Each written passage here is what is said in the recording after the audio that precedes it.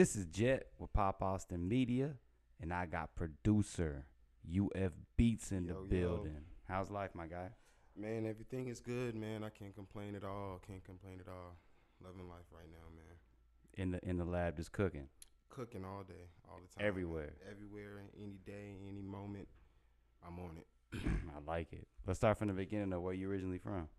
I'm originally from Columbia, South Carolina. Okay. Yes, sir. Born and raised. How long were you out there? Shoot, about 18 years, 19 years. Okay. Yeah. So I was out there for a while. So you finished school out there. Yeah, I did. I was with the school out there. I went to South Carolina State Okay. out there, and then literally right after, I decided to move to Texas. And was it Austin that you came to first, or was it somewhere else in Texas? It was outside of Killeen, Carpus Cove for a little bit. Yeah. And then And then came you over. migrated and made the jump. Yeah, that was the move, man. It's popping out here. Yeah, man, it was I would come out on the weekends just to kind of like peep the scene, kind of see what the environment was like music wise, kind of see how I fit in. So Yeah, and then like you said, get the landscape so you can, especially doing music. But what got you into music? I mean, I've been in music for the most part all my life. I always liked it, of course. Yeah, I always liked it. Producing aspect though, when did that you got actually start? Like seriously, maybe a little bit before I moved to Texas. Okay. I decided I really wanted to kind of push it hard and kind of see where I could take it. So I play instruments. I play a couple of instruments. Did you play any in school? Yeah, I played some in school. What was your go-to instrument? Um. I played saxophone when I was in middle school. Oh well, my primary was trombone, but I kind of dabbled in anything I can really touch. Mm-hmm. Kind of got a feel for it and kind of went with it. So what was it like your first beat? What did you make it on? Was it I hear some people say phone apps. I hear some people, they got the Fruity Loops they try first. They try something more easy to work their way up because Fruity Loops gets crazy. Yeah. Well, I started off on Fruity Loops. So that's where you just off rip? Yeah, well, it was off rip, off Fruity Loops. Because it gets daunting. So it's like, what the world? If you just new to it? Yeah, I mean, I had a couple partners in school that would download the free version, and they would get the crack from online. No, yeah, the crack code. Yeah. But that was the biggest thing. Everybody had the cracked Fruity Loops. Man, that was that matter of fact. They lost a lot of money on that, man. Man, we used to have a CD that we burnt it on, and it went around the hood, man. Yep, I already times. know. That's why I said I was dabbling into it when I first jumped. I'm like, what in the entire? I'm just all over the place. I'm making some crazy shit. Heck yeah. But that is hilarious. Yeah, the crack code. Actually, I didn't even have the crack version at first. It was the free version, but you couldn't save your beat, so you had to make everything, mix it down in the spot. Yeah, because if you let it sit too long or whatever, your computer could freeze and you freak out. Man, God, yes, dog. sir. That would be. I know that's happened too. Oh, plenty of times. Was there a beat that you were just you lost that you still to this day? Man, I do that to this day. I'm just start making a beat and I'm like, man, it's fire, and I go take a nap or something. And the computer crash or do something crazy and lose the beat. So I got used to, not being so emotionally attached to beats when I'm making them, just so I won't freak out when something happens. But I mean, I always hit the save. Gotta put a backup somewhere of the file and then throw it up there. But I feel you. It's a lot of God, dog. That can get hex and all. Yes, sir. Do you have any inspirations? Was there any producers that you like? Yeah, for sure. Listening to, and then of course, being from Carolina, J. Cole. Oh yeah, to be quite honest, man, I didn't really kind of get into J. Cole's music until a little later, But growing up, man, it was Gucci Mane, man, heavy. Gucci Mane, all his mixtapes, Chicken Talk, all that, man. Gangsta so you Grills. like those beats that he was on? Man, Zaytoven was like a god to me, man. So that's your guy. Yeah, Zaytoven, Metro Boomin. Like Mustard? Mustard, yeah. Mustard was a different style of beats. You know what I mean? It was more West Coast kind of sound. I was real trappy. No, I'm just thinking because Mustard dabbled into some of the other stuff. Too, but I was Shawty Red. Shawty Red, Juicy J. Yeah, Juicy 3-6. Oh, them 3-6 beats are hard. Man, those was actually the type of beats that I would just sit in the lab and listen to and kind of mimic. You know, just try to, because it wasn't easy to get some of those drums or some of those sounds that they were using. So you'll catch yourself listen to a song and hear a drum or a hi-hat or something that was alone or by itself, and you go hurry up, get in the lab and try to record it and get that sound. You know what I mean? So a lot of the sounds that I got from the beginning was cut from a lot of those older trap Gucci Mane sounds, and those type of beats. Draw a lot of inspiration from that. Yeah, that's it. And everything I do really that's from the essence of what I do comes That's from crazy to realize, Gucci was making out there. It seemed like it'd be a little bit more like a mixed bag, but Gucci. Yeah, man. You gotta give Gucci his respect. Yeah, and especially growing up, because Atlanta was probably about 2 or 3 hours, not too far away from where I grew up. So, a lot of that music came down and trickled down to South Carolina, because South Carolina never really had a big platform until recently. Really had a big platform for artists. So, a lot of times you would catch yourself either migrating to Atlanta or another city that had more of a music scene. How do you feel about Jermaine Dupri? Because Jermaine Dupri is like, he's like, my inspiration. You know what I'm saying? Like, he don't get his respect in my opinion. Yeah. Are you a fan of him or? Oh yeah, man. Definitely a fan of Jermaine Dupri.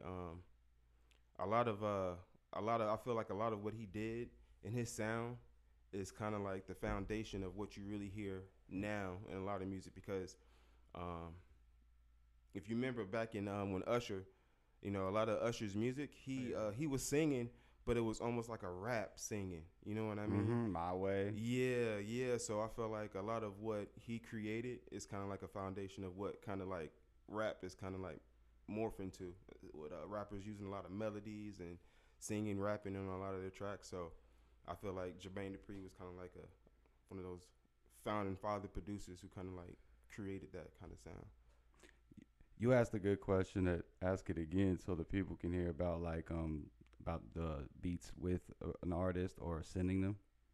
You want to ask that? Yeah. How do you feel about do you prefer working when you make a record or a beat and you're working with an artist? Do you prefer to work in the studio with them when they're recording the song, or do you, do you mind just shooting it off to them and they can do it wherever in the world they are? You know what I'm saying? What's your opinion on that? Well, I mean, I feel like every producer dream is to really kind of sit down and build from the ground up when it comes to artists. So when the opportunity comes up, I definitely want to sit down with an artist, get a feel for what they're doing, and kind of seeing, what kind of picture they're trying to paint, because I'm trying to meet them halfway. And a lot of times when you send beats, the producer is kind of like doing most of the work, in my opinion. You kind of just going with what he put in front of you and just building off of that. Nowadays, it's like 70% of the song. Yeah. People want to hear the beat and then just somebody vibing on it. Exactly. So, just being in the studio, artists might hear something in the beat and say, yo, drop that, because I want to hear more of my voice, or, put that back in. So it's more of a collaborative effort, when you got the artist sitting there with you. Do you prefer to sit down with an artist and create from scratch, or how often do you do that? I try to there's a couple artists that I have the opportunity to really sit down from scratch and kind of build with. And a lot of it comes to just investing in themselves, because it's kind of hard to really get the artist's attention if they ain't fully vested in what we got going on. So, but most of the time, I say other than those couple artists, I'll have like a template kind of like set up, or like a little loop, maybe even like here, like 3 or 4 sound, maybe 5, 6, whatever you got, and be like, hey, here are these different sounds, and then you can build off of that beat at least. Exactly. So, because some people don't know what they want until they hear it. It's kind of weird to say. People, everybody. Well, yeah. Yeah. Yeah, you're right. Everybody don't really know what they want until they hear it, and that can be a good thing, because they come with at least a concept in mind of what they want to do. But it can be a bad thing too, because you can get sucked into sounding like whoever you were listening to. You know what I mean? So if you went and you was jamming, your favorite artist all the way till you get to the studio, 9 times out of 10, whatever you're gonna make is gonna simulate or kind of sound like what you just listened to. So I tell a lot of artists to you know, when you listen to something but you plan on building from ground one, don't really listen to it, just kind of get an idea and just leave it alone, because you'll catch yourself quick, you know, not saying biting is good, but you don't want to bite too much, you know. No, what I yeah, mean? you want to kind of do it in doses. Yeah, so, you know, create something new off of, you know, and that's all this is, man. Somebody bit from somebody else and then reinvented it and put it back out there in a different, in their own way, you know what I mean? So What do you think about the stem player? Have you are you in tune with that? With yeah, what Kanye's doing with it? Man, first off, Kanye is a freaking genius. Y'all can feel about however y'all want to feel about the guy. He's very inspirational. I watched all his the trilogy on Netflix. That first 1.5 part of that doc. Yeah, amazing, man. Yeah, I love that stem player, man. I just like the idea of you know, because from what I understand, you could put your own music into the stem player too, and you can break the stems down if you do it right. Man, that's just so you can just mute certain parts. He told me about that. I didn't realize you can do that. I just thought he was trying to, you know, basically kind of like a new Walkman. I disrespected it almost, but it ain't. It's like the new, you know. That's some crazy shit. Technology that's really never been done Adam 22 before. on no jumpers. I still don't believe it. I'm gonna have to play. I'm gonna have to see that done. Still don't believe it. It does something else that you told me that it did. I forgot. It was something else kind of crazy. It was like, what the hell? Well, it breaks down like if for you know an engineer perspective, they can just if you have hook up the stem player, I guess, to your program, whatever, you can. You know, they can send you whatever kind of song, and you could just, you know, remix it. Just pull down the stems. You don't have to send, you know, the stems each individual, and you could just take the stem player and do it. Yeah, so but I mean, at the end of the day, going back to what you said, it's something that has never been done before, and that's usually the Kanye way. You know what I mean? He's always trying to think out the box. To be the first, die on a sword if he has to. Yes, sir. Talk about producing for the song with ROG Tree and Quinn and FN. Isn't that one of the ones you produced? Yeah. The tag team joint. Tag team, yeah. Yeah. It was pretty dope, man. Cause I actually I tapped in through Tree, through music. You know, one of my partners, he was starting a label, and he introduced me to Tree, and we pretty much tapped in from day one, man. Just real easy to work with in the studio, but I was in the lab just, you know, randomly just doing some things, listening to something. He called me, and he was like, "Hey man, I'm about to be in the studio with Quinn in about an hour. I need a beat."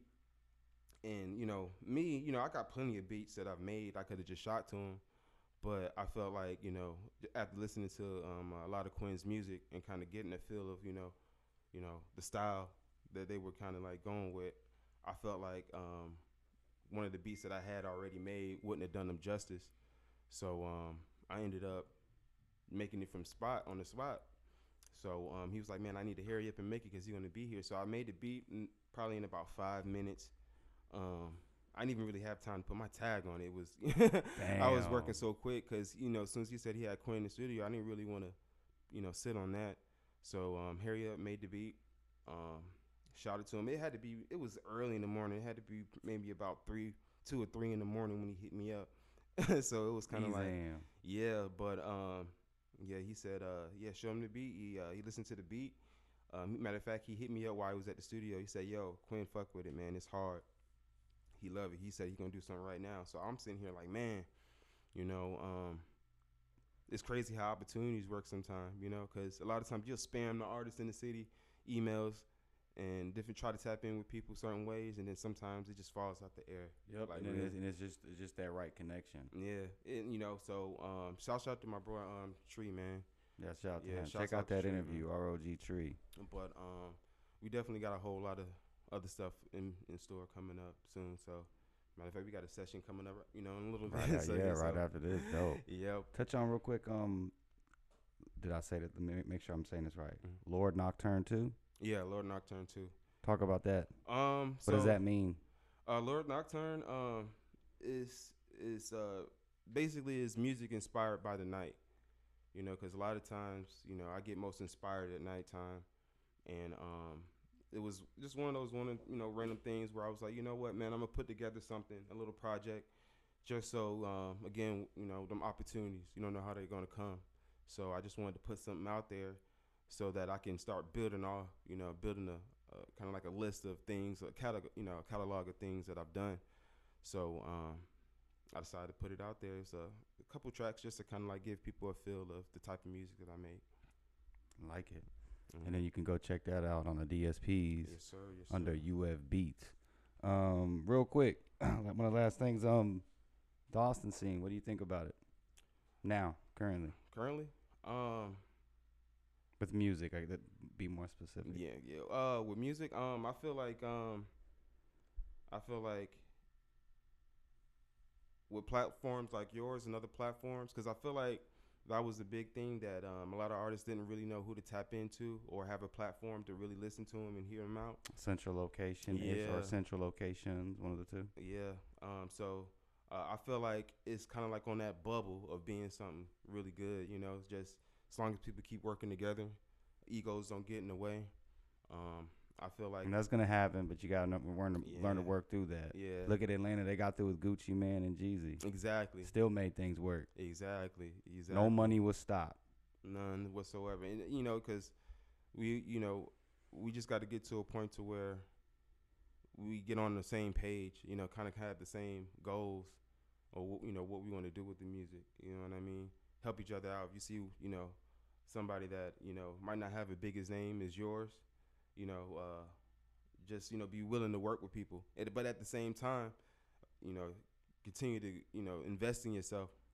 Because that's the big thing, because put money into yourself. You have to. I've heard that a lot lately. You have to, because how many people done said that, D? You got to, man, because people only going to take you as serious as how much you take yourself serious. You feel me? So if they see you putting in that time, putting in that work, you got the equipment, in time, just when people hit you up, just be willing to put aside certain things and put that time to really try to create something. Because at the end of the day, man, whether it's the biggest artist in the city or the artist that's coming up, you don't know what's gonna happen. So you got to treat every situation the same. You don't know what's gonna take off. You don't. You just gotta be a part of it. Yep. You just gotta be in the mix. And in the mix, and then just be a part of it and embrace it. I feel that. Yep. I got a question. We were kind of just talking about this before. Yeah, that's why I mentioned it to you. The Dylon. Who is it? Dylon who's going? No, viral? that's no. Fred P. Freddie going P. viral, talking about when Did you ever watch that show? It's probably making the band. Everybody seen clips. Yeah, where Diddy made him walk to New Jersey to get a cookie and all that, cheesecake and all that. Yeah, how do you feel about because from Diddy's standpoint, Diddy worked his ass off to get to where he was to change those guys' lives. So if he's just asking you to walk to get a cheesecake, you know what I'm saying, and they talking about it was all derogatory, it was disrespectful and all that. How do you feel about? Because I'm on Diddy's side. You know what I'm saying? I feel if I just got to walk to New Jersey, I'll do that. I'll do it, once a week if you want me to. You know what I'm saying? Yeah. How do you feel about that? I feel like, I feel like sometimes you got to go through things, a little humiliation, a little criticism to really kind of like break you down, get you to your most vulnerable point, because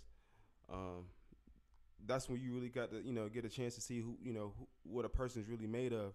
When you asking them to do something that they really don't want to do, their back is against the wall, you get to see what kind of product you really, because if you, as an artist, if you overly emotional, you thinking about this, thinking about that, at the end of the day, you're not getting work done, and when people putting money on you and, you're an investment, you got to get through those things, man. So if he's asking you to walk here, walk there, he's a billionaire, you feel me, or close to it, you don't know what kind of opportunities going to come out of that. He had to do some shit like that too. What was that thing that he did when he ran? Like, he had to run from one place to another place to rush a record somewhere that he did for somebody. He's like, I'll do it. And it was like he had a 10-minute, like a 5-10 minute time frame in like New York, which is like damn near impossible. And he said he booked it and got there out of breath. And did it. And that's what made the dude be like, well, dang. Other people be like, I ain't about to go run this for you. Get me in the car. But yeah. Hey, man, but you got another person who's willing to do that to get that opportunity. You know what I mean? So if it ain't you, it's going to be somebody else. Exactly. So, I mean, don't get me wrong. I feel his pain. I actually watched his video that he did on YouTube. You will, you know. I sympathize. Yeah, so I understand, you know, where you're coming from, but at the same time, you know, it's the music industry, man. You know, it come with good, bad, you know, so you got to be able to roll with the punches. Yeah. So sometimes you might have to take a little bit of emotion out of it and kind of like just, you know, keep your mind, you know, keep your everything on the prize. Stay with your goals. Keep grinding, because hard work pays off at the end of the day. Mm-hmm. At the end of the day, yeah. Hell yeah, dope. Where can we find you at on social media? Social media, everything is UF BEATZ. All one word. All one word. Everything UF BEATZ. UF BEATZ, DSPs, that, and all the socials. All the socials. Everything UF BEATZ with a Z. That, man. Yeah. Appreciate you coming through. Yes, sir. Yes, Keep sir. doing your thing. I know you got a crazy week, especially the next 2 weeks, because this is South by, so you about to be getting murdered. Man, everybody's inspired doing South by. Yeah, man. that's especially good. When you see other artists grinding, and you feel like you've been sitting. South by definitely wake you up. It is. It's the recharge period, I think, when it comes in. We didn't have it for 2 years, so then it's like getting charged up to like a super charge, and you just like you want your battery on 100. So I think this is gonna be great for the city. Oh yeah, it's gonna be great for the city, man. Yeah, definitely. Yeah. Oh, real quick before I forget. Oh yeah. Got you some merch. Yes sir. Gray and green. Appreciate you know what I'm saying? Heck blessings, yeah, man. Blessings. I appreciate you coming through. Like I said, man. Hey, this is Jet. Pop Austin Media. Yes, sir. UF BEATZ. UF. I'm signing out.